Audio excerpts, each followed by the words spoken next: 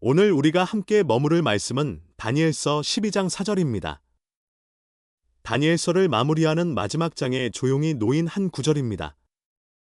이 짧은 문장 안에는 간수하라, 봉함하라, 그리고 지식이 더하리라는 서로 다른 결의 말들이 겹쳐 있습니다. 서두르지 않겠습니다. 이 말씀이 처음 주어졌던 그 자리로 천천히 함께 돌아가 보려 합니다. 마음을 가라앉히고 오래된 음성에 귀를 기울여 봅니다. 잠시 마음을 가라앉히고 본문을 천천히 소리내어 읽습니다.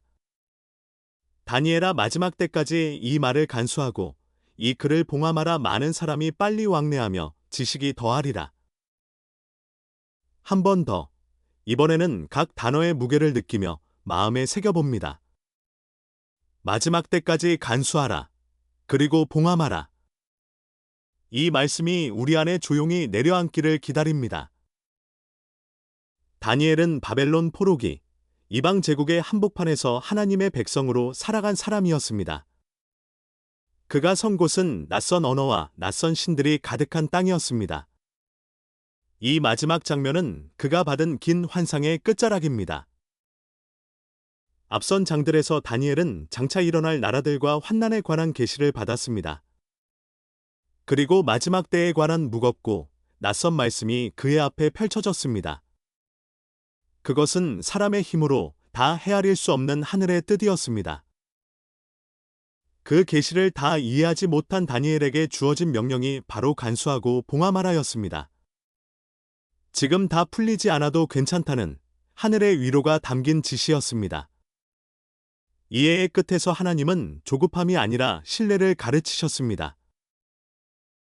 간수하라는 말은 잃어버리지 말고 지키라는 뜻입니다. 당장 그 의미가 환히 보이지 않더라도 말씀을 손에서 놓지 말고 마음에 품고 살아가라는 부탁입니다. 붙드는 것 자체가 하나의 믿음입니다. 봉함하라는 계시를 감추어 없애라는 것이 아닙니다. 정해진 때가 이르기까지 온전히 보존하라는 것입니다. 봉인은 파기가 아니라 지켜진 약속의 표징입니다.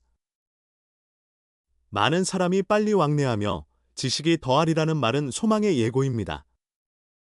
마지막 때에 이르러 사람들이 이 말씀을 깊이 찾고 살피며 감추었던 뜻이 조금씩 밝히 드러날 것입니다. 이해의 부족은 끝이 아니라 때가 차기를 기다리는 과정임을 알려줍니다. 우리의 삶에도 지금 당장 이해되지 않는 말씀이 있습니다. 풀리지 않는 하나님의 뜻 앞에 우리는 자주 멈춰 섭니다. 그럴 때 우리가 할 일은 그것을 간수하는 것입니다. 다 알지 못한다고 조급해하거나 내던지지 않는 마음이 필요합니다. 마음 한편에 봉함하여 지켜두는 신뢰가 필요합니다. 때가 이르면 하나님께서 친히 밝혀주십니다. 오늘 이해되지 않는 한 구절, 한 상황이 있습니까? 억지로 해석하기보다 조용히 품고 기다려 봅니다. 그것 또한 깊은 믿음의 자리입니다. 이제 지금 다 알 수 없는 것들 앞에서 마음을 모읍니다.